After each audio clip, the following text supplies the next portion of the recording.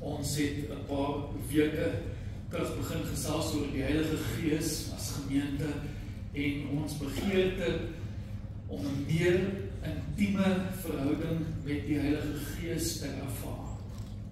Uit die 3 aspekte van wie God is as God, die Vader, God die Seun, God die Heilige Gees, die Heilige Gees, die een wat op hierdie oomblik vanoggend met ons hier in die gebou, in ons harte is. Hy is hier met jou en hy woon binne in die geredde gelowige, en so moet dit beteken, dit is gevul met die Gees van God, hy binne in hom kom word, die tempel, jou liggaam, my liggaam het 'n tempel van hom geword. Maar wanneer 'n kerk begin om die Heilige Gees meer te soek, gaan daar weerstand van die vyand wees, want dit is die vyand se doel om die Gees in jou lewe te blus. Die vyand se doel om die Gees van God in 'n kerk te blus. Daar's niks wat hom meer bevredig as om te weet dat ons geestelik dood is nie, en van geen nut is waar God ons geplant het nie. En God het ons in Appington vir 'n rede geplant. En so, ons is hier om die mense binne ons dorp wat Jesus nie ken nie, aan hom bekend te stel en om aan daai boodskap buite die grense van ons dorp te vat, so ver as wat God ons toelaat om daardie boodskap te vat. So die vyand, daardie boodskap en die werk wat God se Gees binne in jou wil doen, wil hy blus, want die Here wil nie net deur ons werk nie. Ons hak baie keer vas by die werk wat ons dink God deur ons wil doen, maar ons moet baie keer net weer die konsep besoek, dat God nie net deur jou iets wil doen nie, maar in jou iets wil doen. Hy wil binne in jou verandering bring. Hy wil ons meer soos Jesus maak, en so sy Gees help ons, want die woord sê vir ons, Jesus, inteendeel, wanneer Jesus oor die Heilige Gees praat, sê hy vir ons dat sy primêre rol en verantwoordelikheid gaan wees om Jesus te verheerlik. So hy wil dit binne in ons kom doen, soveel as wat hy dit deur ons wil kom doen. En so, hy wil ons kom verander. Nou, laasweek het ek 'n storie met u gedeel, en ek wil dit weer deel, want het is so 'n belangrike storie, as jy nie laasweek was nie, wil ek hierdie storie weer met jou deel. So, 'n rukkie gelede was ek genooi om in Vryburg te bedien, by die CAD kamp in Vryburg, en die naweek wat ons daar was, die Saterdag, was daar een van die geestelike leiers in Vryburg, wat sy getuienis kom deel het, en hulle werk meestal tussen jong mense, wat aan verslawings gewoond is, so veral in die dwelmhandel besigheid en so, en bekend maak en bewusmaking by skole. En hy deel sy getuienis met ons die Saterdag, en hy sê vir ons die volgende, wat vir my baie treffend was. Hy sê dat hy self was 'n dwelmverslaafde, en jy kan die dwelm noem, jy weet, kokaine, heroïne, jy kan al die dwelms noem. Hy was baie suksesvol in besigheid, hy het 'n baie hoë pos gehad, en is 'n jong man met 'n hoë pos en 'n baie bedrywige werksomgewing en Gauteng, en dwelms het vir hom 'n midde geword, 'n doel tot 'n einde, om te kon doen en te kon hanteer wat die lewe in sy rigting gegooi het, en hy was verslaaf aan dwelms. Maar uiteindelik het die Here hom bevry, hy is gered, vandag is hy in die bediening, en ek maak 'n lang storie kort, maar hy sê vir ons die volgende, hy sê vir ons, hy wil ons moet vir 'n oomblik dink aan die intiemste oomblikke wat ons met God het, wanneer ons tyd met God spandeer. So ek wil jy moet vir 'n oomblik aan dink. Miskien was dit dat jy iewers in die natuur was, jy weet, 2 jaar gelede, jy het 'n plek besoek, en jy besluit jy gaan bietjie gaan stap, en jy gaan net tyd met God spandeer, en jy daar God op die mees intiemste manier ervaar, wat jy al ooit ervaar het in jou lewe. Maar vir iemand anders was dit miskien in 'n diens soos hierdie, en hulle was in 'n aanbidding gewees, en in daai oomblik het hulle God op so 'n diep en intieme manier ervaar. Ek wil vanoggend vir jou vra om net terug te dink aan die oomblik van jou lewe, wat jy dink of jy, as jy kan terugdink, jy kan onthou, wanneer jy God die mees intiemste ervaar het, wanneer dit net jy en hy was, en in daai oomblik, het dit wat in die wêreld om jou gebeur, nie saak gemaak nie, maar dit wat jy ervaar het, toe jy weet, jy is binne in sy teenwoordigheid, en dit is genoeg. Wil jy dink aan die oomblik, en toe sê die volgende,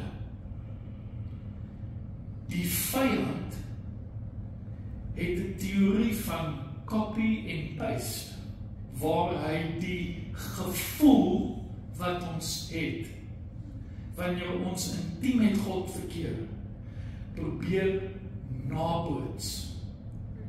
En dit is hoekom hy aan ons middele en afleidings voorsien, sodat ons die gevoel begin jaag, wat net God ons siel meer kan bevredig, om ons weg te lei van die een alleen wie dit kan bevredig. En so mense soek die volgende high en vat verskillende middele en jaag na verskillende afleidings om die gevoel te kry wat net gevind kan word wanneer ons in die teenwoordigheid van Jesus self is.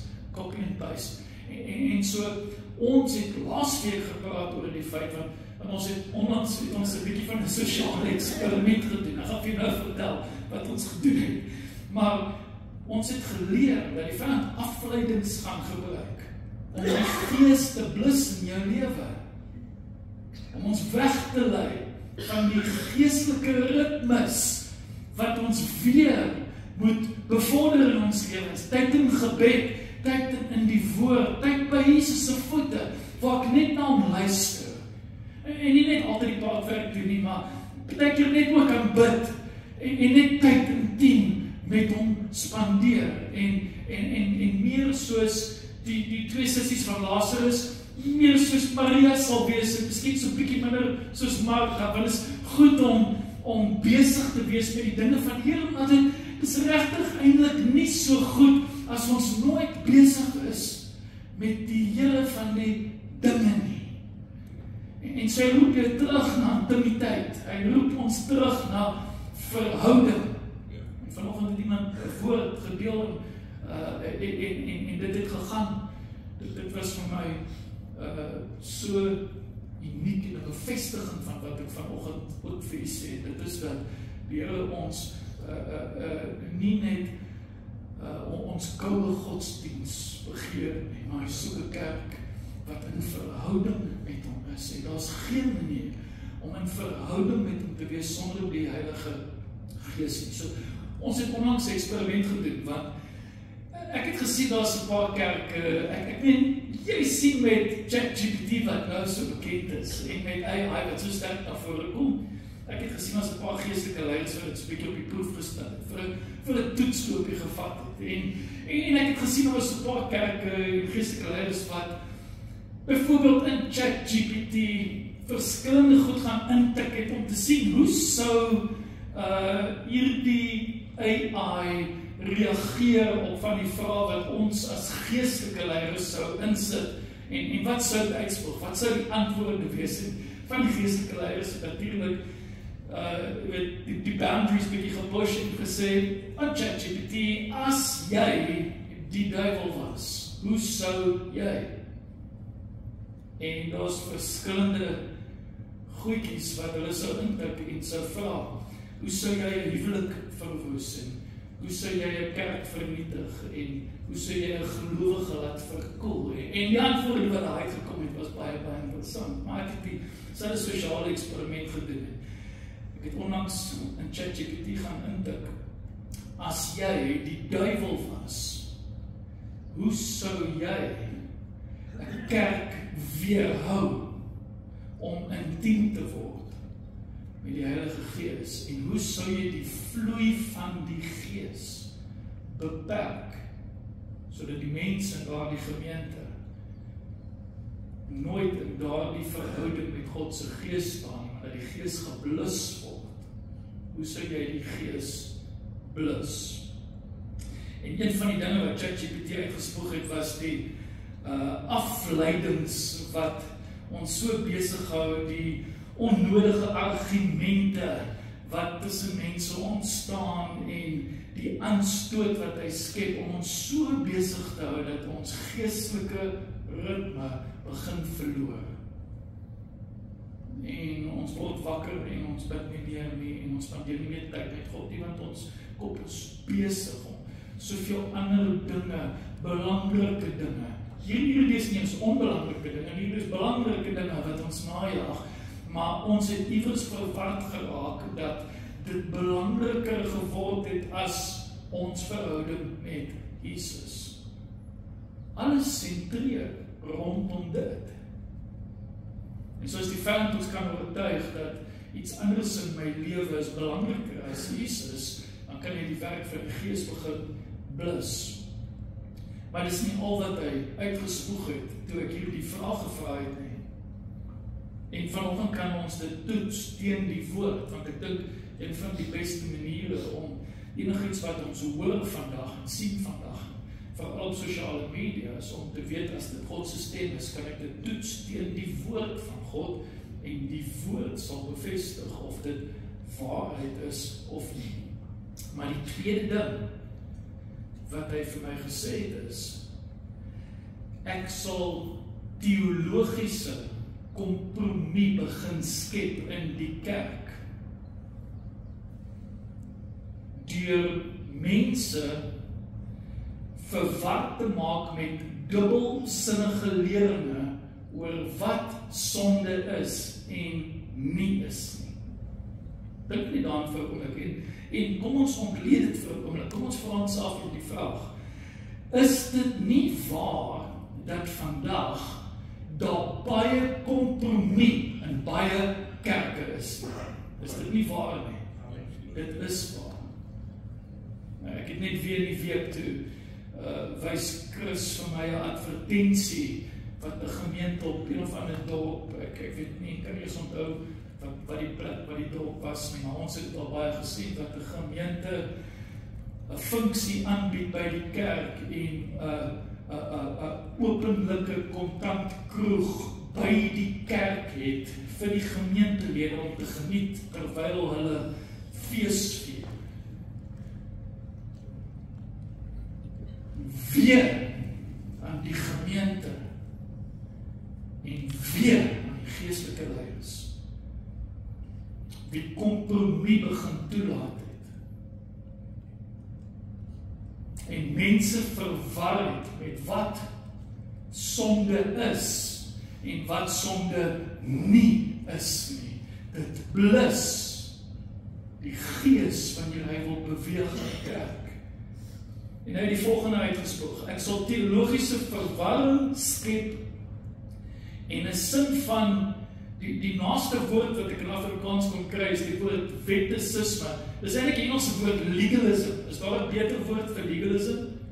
Ek weet of ek het nie so gevorderde ek het nie so gevorderde Afrikaanse teoloog nie. Wettisisme, legalism. Ek sal 'n sin van legalism skep. Dis om die Heilige Gees te blus. En kyk, sy intimiteit met die Heilige Gees. Ek sal die voorspoeds evangelie bevorder. Wat is die voorspoeds evangelie? Dit sê God is net 'n doel tot 'n einde. Dien God sodat jy meer geld kan kry, groter huise, beter karre, meer. Die land van beter, mooier, sterker, al hierdie is in ons lewe wat jou nooit gaan bevredig nie. Want weet jy, as jy sterk geword, kyk as jy gym toe gaan, as iemand ek was baie jare gelede in 'n gym gewees, nee, was soos Josh, JC met Josh gym daar by die huis. As jy by die gym kom en jy het 'n doel wat jy wil bereik en jy sien 'n foto en jy sê ek wil soos daai ou lyk en jy bereik daai doel na 5 jaar, is daar gewoonlik iets in jou wat sê ek het nou hierdie doel bereik, maar nou gaan ek hoër maak. So ek is nie meer tevrede met waar ek was nie. Daar is nou 'n groter beter, mooier doel om te bereik. En daai land van Ur bring geen vrede in die lewe van enige gelowige nie, want dit veroorsaak dat ons trap in 'n rokval van vergelyking. Wanneer ons onsself bly vergelyk met ander mense en hulle lewens.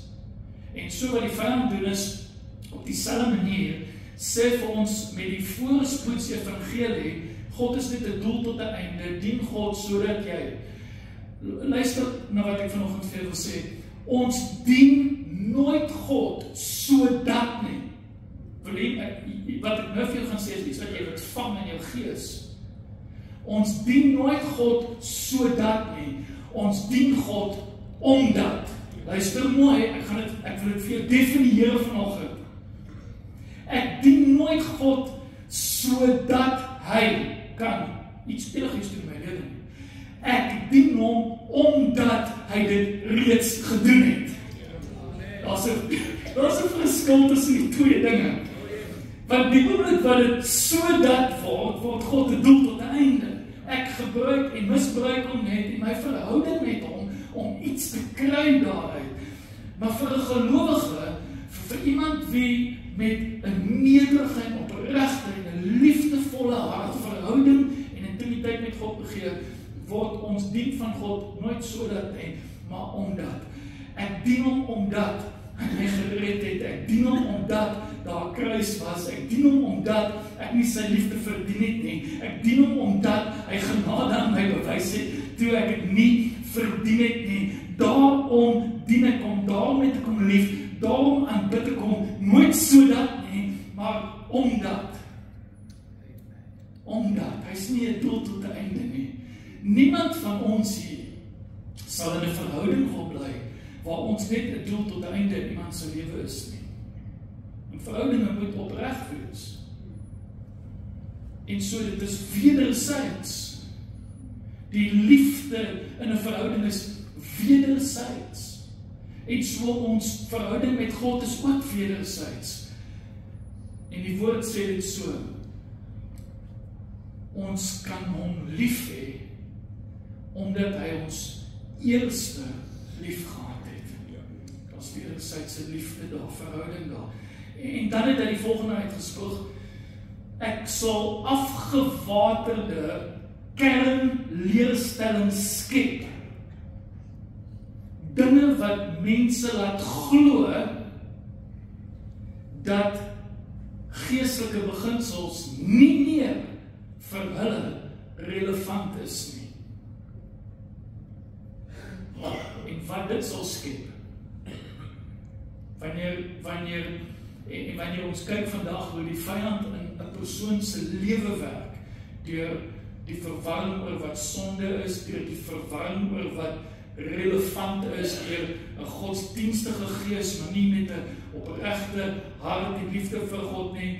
As ons hierna kyk, dan begin die begrip van die mens se gesag vir die historiese werk van die Heilige Gees verlore gaan.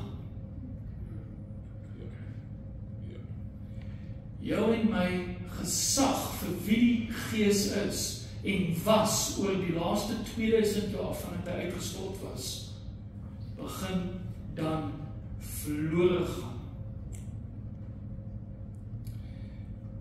En hy het gesê, ek gaan mensgemaakte reëls bo verhouding plaas, letter bo bedoeling en min ruimte vir genade los. Nou ek en jy, toe ons groot geword het, het ons op een van twee maniere groot geword. En jy gaan weet wat ek hiermee bedoel. Jy het groot geword in 'n huis waar dit of meestal wet was, of meestal genade was. En baie keer, as jy die voorreg gehad het om in 'n huis groot te word met 'n ma en 'n pa, dan het een van hulle gewoonlik die wet toegepas en die ander genade. Nee. So ek weet nie wie van julle moes pak gee by die huis nie. Ek weet, in ons huis moes ek die seuns pak gee. Ek dink vandag nog, ek dink as tye wat ek net nie die seuns moes pak gee nie, wat ek hulle pak gegee het, en ek is spyt daaroor. En miskien is dat tye wat hulle pak moes gekry het, wat ek hulle nie pak. Maar Chantal was meer die genade in ons huis, en ek was meer die wet. Nou Johannes skryf oor Jesus, en wanneer hy in Johannes 1 oor Jesus praat, sê hy volgende, hy sê, die wet was deur Moses gegee. Luister na die term wat hy gebruik. Dis 'n redelike onpersoonlike term, die reëls, die regulasies, die wette. Die wet was deur Moses gegee. Ek lees dit in Johannes hoofstuk 1. En dan sê die volgende, maar genade en waarheid het deur Jesus Christus gekom. Dis julle ander woord, dit het die verpersoonliking geword van waarheid en genade. Skielik was die wet tentoongestel in die persoon van wie Jesus is. En so, wanneer ek tyd in die woord spandeer, is dit baie meer as net tyd in 'n boek, is baie meer as net tyd in die Bybel wat hulle nie gehad het in die Nuwe Testament nie. Nee, wanneer ek my Bybel oopmaak, dan spandeer ek tyd met 'n persoon. Ek spandeer tyd met Jesus. En ons het al gesê, jy moet nooit sê, God is stil as jou Bybel toe is nie. As jou Bybel toe is nie. Maar ek wil 'n toets saam met jou doen vanoggend. Ek wil 'n toets met jou doen oor hoe om te evalueer of my intimiteit met God besig is om te groei of besig is om te stagneer. In my verhouding met die Heilige Gees wil ek 'n toets met jou doen vanoggend. En hier is die toets. Wanneer die Gees van God in my begin werkend word en my verander, dan word die liniaal waarmee ek ander mense meet ook verander. Luister mooi, kom ek gee vir jou 'n voorbeeld hiervan. Onthou jy groot geword het, onthou ma en pa, onthou wie was wet en wie was genade. Kom ek vra jou vraag. Is dit nie waar dat wanneer ek na ander mense se lewens kyk, ek geneig is, as mens, is ek geneig om die liniaal van waarheid uit te haal nie. Want ek sien wat hulle doen en ek wil meet wat hulle verkeerd doen. En ons, dit is maklik om ander mense te veroordeel. Dit is so maklik om dit te doen. Kyk net na 'n ander persoon, vergelyk jouself met daai persoon, en dan net soos die Fariseërs, dank ek God, ek is nie soos hulle nie, nee. Nee, dis nie die hart wat geesgevulde gelowige moet hê nie. Ek kan die liniaal van waarheid uithaal. Wanneer ek na myself kyk, is dit nie waar, jy kan die vraag vir jouself beantwoord, is dit nie waar, wanneer ek na my eie lewe kyk, hou ek daarvan om die liniaal van genade uit te haal nie? Ja. Ek hou daarvan om myself om ons met genade te meet, om sag op myself te wees, my hart op ander mense. Nou, hier is die toets. Wanneer die Gees van God werkend in jou lewe word, dan word jou behandeling van ander mense sagter. Want God se Gees werk sag met ons. En hier is hoe ek weet, die lewe het 'n manier om ongelooflik baie druk op ons as mense te sit. Maar druk kom altyd van agter. Kom ek vra jou, wat druk jou? Miskien vanoggend. Wat druk jou? In die rigting waarin jy gaan, in die rigting waarin jy lewe. Maar God se Gees werk 'n bietjie anders. God se Gees druk nooit van agter nie. God se Gees lei altyd van voor. God werk sagter met ons. En hoe ek weet dat die Gees van God en my verhouding met hom meer intiem word, is die manier hoe ek ander mense begin sien. Want ek kyk nie meer na hulle vanuit die perspektief van hoe ek groot geword het nie, maar vanuit die genade wat God aan my gemeet het. Kom ek sê dit op 'n ander manier vir vanoggend. Onthou ons is besig om te praat oor hoe God se Gees binne in ons as gemeente en as gelowiges wil werk. Omdat ek bewus geword het van die hoeveelheid genade wat hy my gewys het, word ek meer geneig om dieselfde liniaal te gebruik wanneer ek na ander kyk. Onthou, om genade te gebruik as 'n maatband is nie om die wet te ignoreer nie. Veral wanneer dit kom by gevalle soos misdaad en mishandeling nie.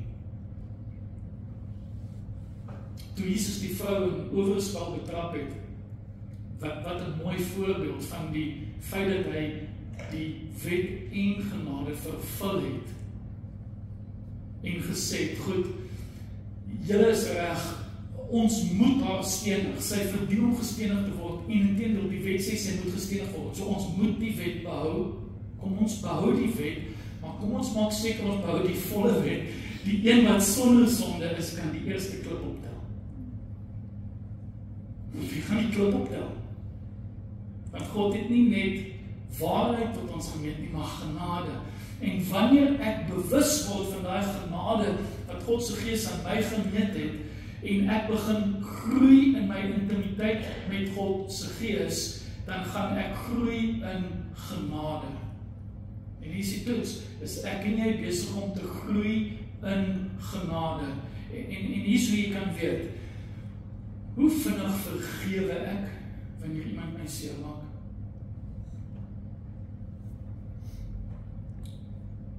Hou ek 'n wrok teen mense? Bly ek bitter? Of vergewe ek vinnig?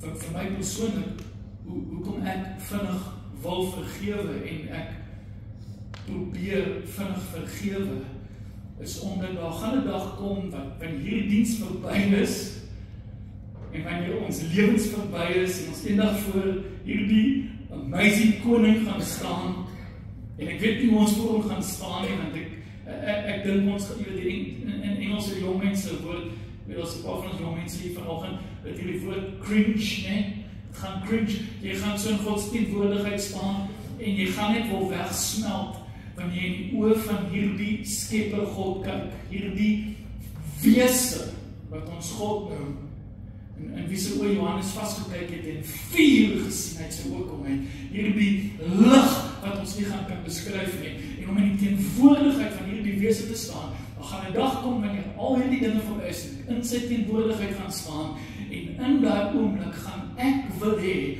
hy moet my vergewe. Nou sê Jesus vir my, wanneer julle mense hulle vergewe wanneer hulle teen julle oortree, dan sal julle hemelse Vader julle ook vergewe. Daar's die liniaal. Die mate waarmee ek meet, is die mate wat God aan my gaan meet. So hoe meet ek op die oomblik? Wanneer ek groei in intimiteit met die Heilige Gees, dan begin daar die mates verander. En so ook my liefde vir God en vir sy mense. Ek het 'n bietjie gaan navorsing doen hoe ons skriftelik moet reageer wanneer die vyand teologiese verwarring, kompromie en wettisisme probeer toepas in ons lewens. Hoe moet 'n kerk, hoe moet gelowiges reageer? Deur goeie fondasieonderrig uit die woord van God. Deur goeie fondasieonderrig uit die skrif. Die behoud van historiese en gesonde leer van die woord. Maar hier's die kikker, soos hulle sal sê, met die fokus op die ontwikkeling van die vrug van die Gees in ons lewens. Hier's die kikker.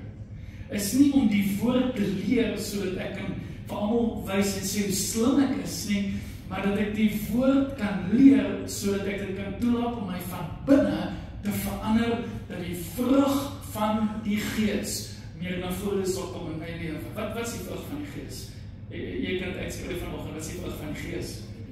Liefde en lankmoedigheid, selfbeheer. Daar is 'n moeilike een, nee, selfbeheersing. Ek het so dankbaar na die dag daaroor. Ek dink Piet het al gehoor, ek praat ook hieroor. Selfbeheersing is een van die moeilikes, want jy kan nie sonder selfbeheersing, kan jy nie lief hê en geduldig wees en vrede, geen van die ander. Selfbeheersing is soos die, ek weet nie, dit is die gom van die vrug van die gees.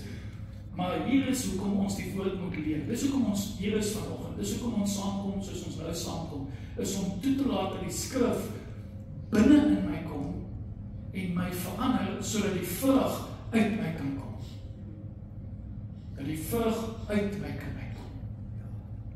Liefde wat ek wys wanneer ek omgaan met mense en met mense te doen het, en die manier hoe ek mense behandel, en die manier hoe ek my werkers behandel by die werk, en die manier hoe ek iemand behandel, op die pad, as iemand my kar vastry, Chris het nou die dag, toe ry uit, ek dink van julle sal onthou, toe ry uit by die mall, en toe hy so by die kruising oorry, na die weermacht basisse kant toe ry hy vrou agter in hom vas. En sy was so verward, sy het so geskrik, maar Chris is redelijk ons groot, stelige ou, en toe hy uitklim, en sy sien hom, toe skrik sy, want sy het gedink, Chris gaan kwaad wees, en aggressief wees teenoor haar. En sy vraag van, wie is jy? Hy sê, wat kan nie bekommerd wees, jy het in my vastgery, en sy het geskrik, en sy was bang, hy gaan dalk op haar skree, en sy het verward gelyk, maar hy sê van, ontspan, kan jy vir jou bid, is jy okay? Ek weet dis nie ons eerste reaksie nie. Die eerste reaksie as iemand in jou vastry is nie, kom ek bid vir die persoon. Die eerste reaksie is, my vlees wil reageer. Ek wil kwaad wees, ek wil regverdigheid hê. Maar wanneer die gees in jou werk, verander jy.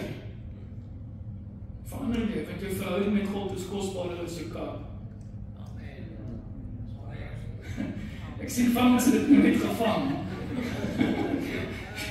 Jou verhouding met God word kosbaarder as die dinge wat hierdie wêreld jou kan bied. Want niks is dit werd nie.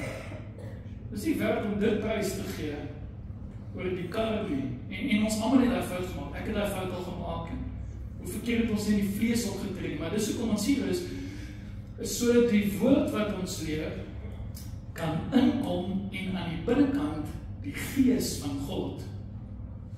Jou hart is eintlik soos die, ek wonder of ek nou reg sê, jou hart is soos die operasietafel van God vir jou gees. Dis die theater waar God in jou werk en aan jou werk om jou te verander meer soos Jesus te maak. En as ons die woord van God toelaat om die vrug van die gees in ons te kweek, dan kan die vyand nie die gees blus nie. Dan moet ons gaan afsluit in 'n oomblik, dan moet ons die persoon en die werk van die Heilige Gees aanmoedig met teologiese geletterdheid. Luister mooi,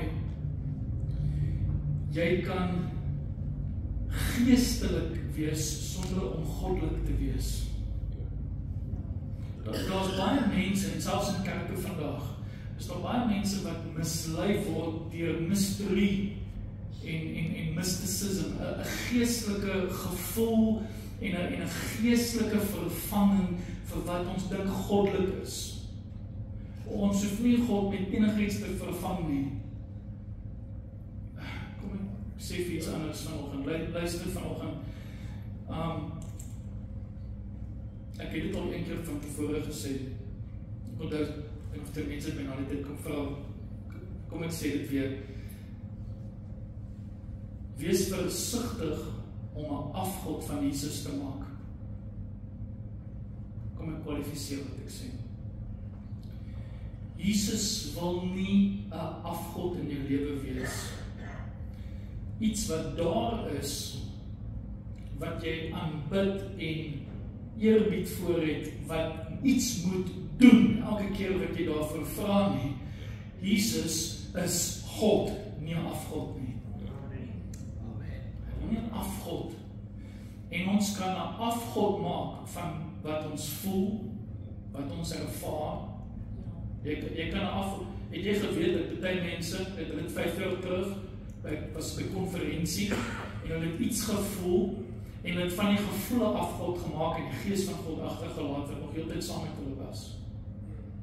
En die gees van God gaan daar wees, selfs wanneer die gevoel weggaan. Die gees gaan nie weg wanneer die gevoel weggaan nie. Jy kan 'n afgod van die gevoel maak, en dan kan jy dink, as ons net daai gevoel kan terugkry in die kerk, dan is ons weer gees vervul. Nee, jy kan geestelik wees, maar nie noodwendig goddelik dan wees nie. Want is nie die gevoel waarna ons soek nie. Ons soek nie 'n gevoel wanneer ons saamkom nie. Ons soek hom. Ek het nogal gehoor, soos vir amen, maar nog nie net daar. Ek sê dit weer. Ons soek nie 'n gevoel nie, ons soek hom. Amen. Ek soek hom. Ons baie keer wat ek bid, wat ek nie 'n gevoel kry nie. Dis okay, want ek weeg die oomblik teen die waarheid van God se woord. Die waarheid sê hy sal my nooit begewe, nooit verlaat nie. So al voel dit of hy ver is dit die leuen van die vyand. Dis nie die waarheid nie. Hy is in die kamer by my, hy is binne my, hy is met my. Ek het nie 'n gevoel nodig om dit vir my te sê, maar die woord sê dit klaar. Dis vir ons teologies korrek moet wees. Geestelik ingestel te wees. En dan wil ek sê die belangrikheid, van gaan in onderwys ons die afkondigings toe gaan en net weer ietsie oor sê, maar die belangrikheid van klein groepe, wat ons nou begin het, dit is binne in gemeenskapsverband met ander mense, wat God se gees, maar ons sien dit van die skrif af tot nou, van huis tot huis, so kan beweeg tussen mense, omdat ons ruimte skep daarvoor. Dis wat 'n klein groep doen, dit skep ruimte vir God se gees om met ons te kom werk. Maar ek wil afsluit vanoggend met hierdie woord en hierdie vers uit 2 Timoteus 4, vers 3 tot 5. Ek het laasweek het ek met myself op dieselfde plek gevind. In hierdie reeks gedagte het ek so 15 goed wat ek met jou wil deel, en laasweek wil ek net 1 deel, en vanoggend het ek weer net 1 gedeel, maar dis okay, of wat ons langer is, okay. Ons leer vanoggend saam. 2 Timoteus 4, vers 3 tot 5 sê vir ons die volgende: daar sal 'n tyd wees wanneer hulle, dit praat van ons as gelowiges, die gesonde leer nie sal verdra nie, maar omdat hulle in hul gehoor gestreel wil wees, vir hulle 'n menigte leraars sal versamel volgens hulle eie begeerlikhede. En die oor sal afkeer van die waarheid, en hulle sal wend tot fabels. Maar wees jy. Ek wil net vir die persoon langs jou kyk vanoggend en vir hulle sê, wees jy. Hier is 'n boodskap vir jou. Wees jy. Wanneer jy uitstap vanoggend, wees jy in alles nugter. Lyf verdrukking. Ons gaan verdrukking nie. Ons gaan, Jesus het gesê, hier in die wêreld sal julle moeilikheid hê. Nee, maar ek het die wêreld oorwin. Ek het die wêreld oorwin. Ons gaan ly, so ly goed. Kyk, as jy gaan ly, as jy gaan sukkel, doen dit goed. Doen dit met liefde vir Jesus. Ly so lank as wat jy moet, maar moenie jou fokus verloor nie. Want hy wat vashou tot die einde, hy wat oorwin, gaan kyk na die beloftes wat Openbaring vir ons gee. My gunsteling een, uit almal van hulle, vir hy wat oorwin, is my gunsteling, gaan hy die reg gee om met my, dis wat Jesus sê, gaan ek die reg gee om met my op my troon te sit, soos wat ek met die Vader op sy troon gaan sit het. Is dit nie amazing nie? Ek dink dit is so amazing om te dink dat Jesus en die Vader op dieselfde troon is, en dat Jesus sê, vir hy wat oorwin, gaan ek die reg gee om met my. Ek sien daai beeld van 'n klein seentjie wat hardloop na sy pappa se arms en spring. Pa sit in die lazy boy daar in die sitkamer en hy spring in pappa se arms in en hy gaan sit daar met hom op die belangrike stoel. Jesus sê, ek gaan die reg gee om dit te doen. So wanneer jy ly goed. Wanneer jy die jaar eindig goed. goed, is nie hoe jy begin het nie. Dit is hoe jy eindig, wat saak maak. Miskien het jy daar baie moeilik begin. Miskien gaan dit moeilik eindig. Lyfverdrukking. Lyfverdrukking. Moenie opgee nie. Ons gaan moet ly, maar ons gaan moet kies hoe ons gaan ly. Ly goed. Eindig goed. Doen die werk van 'n evangelis. As jy môre werk toe gaan, as jy skool toe gaan, as jy gesels met iemand op sosiale media, as jy vriendekring uitbou, as jy kliënte dien, doen die werk van 'n evangelis. Deel Jesus met mense. Vervul jou bediening. Ek en jy het 'n bediening. En soos wat die Gees dan in ons werk, deur Paulus vir Timoteus, so sal hy dan deur ons begin werk in die lewens van ander. Hy het jou nie gered vir jouself nie, hy het jou gered met die oog op die volgende persoon in wie se lewe jy 'n impak gaan hê. Nie ek nie, ek gaan hulle nie sien nie, ek werk nie in jou kantoor nie, ek gaan hulle nie môre sien nie, jy gaan hulle sien, jy is die evangelis, dit is jou sendingveld. Soos wat die Gees van God in jou werk, laat hom toe om deur jou te werk, daar waar jy gaan in die week wat kom. Ons gaan daar pos vir die oomblik vanoggend. Ek wil vir ons bid en vir die Heilige Gees vra om 3 dinge te doen met God se woord in ons lewe. Dat ons in geestelike ritme sal kom om die woord weer te lees. Dat ons die dissipline van die geestelike leer van die woord sal begin toepas en dat die Heilige Gees ons die krag sal gee om die woord te leef. Te leer, te lees, te leer, te leef. In daai verband. Want ons kan nie dit sonder die Heilige Gees doen nie. Kom ons bid saam vanoggend en vra die Here om ons te help hiermee. Here, baie dankie vir u woord. Dit is vir ons kosbaar, dit bemoedig ons, dit stig ons. Die waarheid maak ons vry. Help ons Heilige Gees in ons verlange na u, in ons begeerte vir u as gemeente en as gelowiges. Help ons om u woord te lees. Help ons om in geestelike ritme te kom. Die afleidings van elke dag net vir 'n oomblik op sy te sit. Dat ons by u kan uitkom en na u kan luister. Help ons om dit te leer, Here. Om te leer hoe om dit toe te pas. Om dit vir mekaar te leer.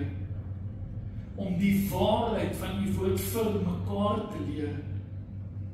Sodat dit ons kan toerus vir hierdie geloofslewe en ons verhouding met u. En help ons dan, Here, om dit te leef. Hierdie is sekerlik vir ons die heiligste. Help ons dat dit meer as godsdienst sal wees. Maar ware godsdienst. Opregte godsdienst. 'n liefdevolle godsdienst. Help ons om dit te leef, Here. Ons kan dit nie sonder u doen nie. Ons kan nie sonder u nie. Ons bid dit in Jesus naam. En ons almal sê weer saam. Amen. Amen.